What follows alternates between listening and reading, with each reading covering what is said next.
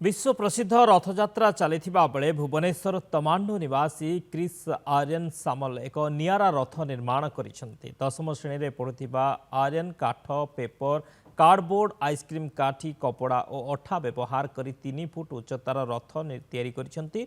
खरा छुट्टी रे पाठ पढ़ारु समय बाहर करी एही रथ निर्माण करिथिबा कहिसेंती आर्यन।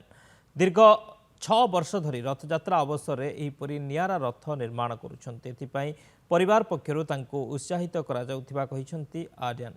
आगको जगन्नाथ संस्कृतिर प्रचार प्रसार दिगरे मध्य कार्य करिबाकू से लक्ष्य रखिछंती।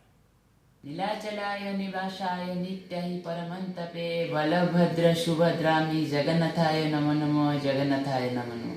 नमस्कार, मु क्रिस आर्यन सामल क्लास 10 ने पढुछि विकास ग्लोबल स्कूल ले। प्रतिवर्ष मु रथ बनाए महाप्रभुंकर। एही वर्ष प्रतिवर्ष मु कागज और कार्डबोर्ड बनाए।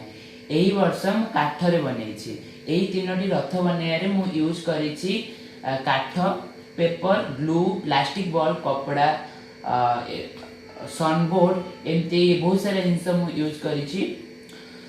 छोट बेलू कला और हस्तशिल्प प्रति मोर बहुत आग्रह रही। यही रथ गुड़ी को तैयारी करिवारे मते आनंद बहुत आनंद और शांति मिलुछि।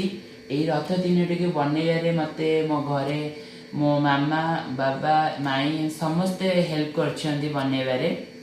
आगामी दिन रे मध्य एही बड़ी सृजनशील काम करने को निश्चय चाहिए।